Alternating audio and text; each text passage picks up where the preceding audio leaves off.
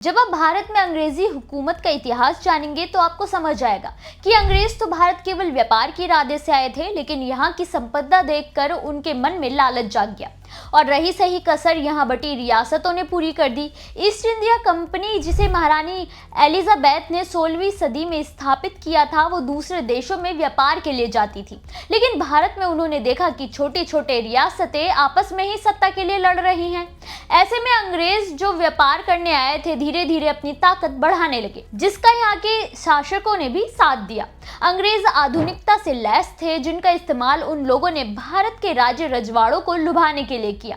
बदले में वो अंग्रेजों को यहाँ बसने में, व्यापार को बढ़ाने में मदद करने लगे, जिसके कारण अंग्रेजों ने व्यापार पर कब्जा कर लिया और तब शुरू हुआ भारतीयों को गुलाम बनाने का सफर। 18वीं सदी के मध्य में मुगल शासन पूरी तरह से खत्म हो गया और ईस्ट इंडिया कंपनी को भारत में पैर जमाने का मौका मिला।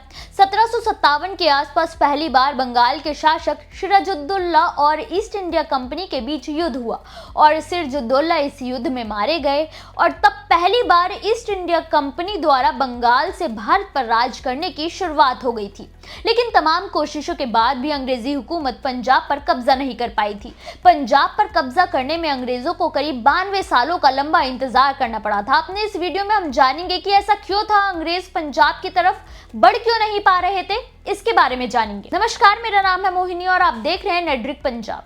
1757 में जब अंग्रेजों ने बंगाल पर कब्जा किया, तब इसके बाद वो लगातार आगे बढ़ते रहे और 1764 तक बंगाल, बिहार और उड़ीसा पर उन लोगों ने शासन शुरू कर दिया और धीरे धीरे दिल्ली की तरफ बढ़ने लगे। वहीं दूसरी तरफ से अंग्रेजों ने 1639 में ही मद्रास और अपना व्यापारिक केंद्र बना दिया था, जहां उन लोगों ने फोर्ट सेंट जॉर्ज बनाया था, जो व्यापार के साथ साथ राजनीतिक रूप से भी प्रभावशाली होता गया।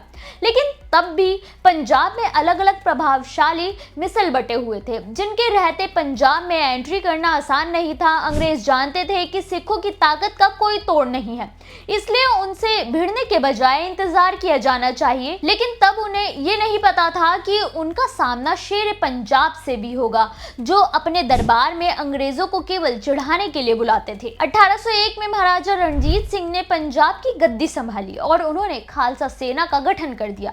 साथ ही पहली बार पूरे पंजाब को एकजुट करके सिख साम्राज्य का गठन कर दिया।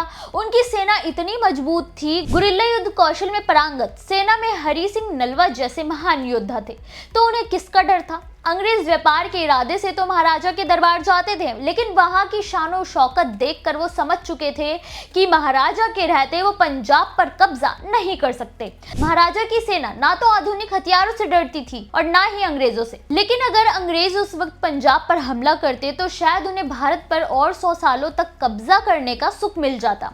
महाराजा रणजीत सिंह ने अफगानिस्तान से लेकर कश्मीर तक शासन बढ़ा लिया था, बस वो इंतजार करने में लगे थे महाराजा के अंत का, और ये मौका उन्हें अपना शासन स्थापित करने के करीब 92 सालों बाद मिला।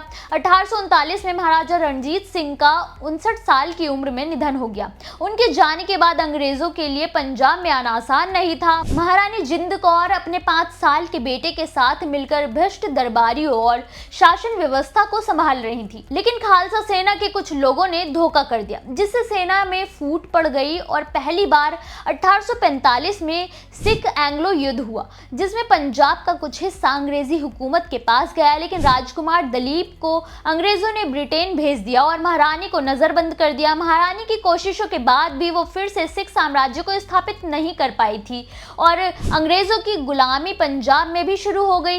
लेकिन ये पूरी तरह से सच है कि महाराजा रणजीत सिंह के रहते अंग्रेज कभी पंजाब की तरफ आंख उठाकर भी नहीं देख सकते थे। आपको ये कहानी कैसी लगी, हमें कमेंट करके जरूर बताएं।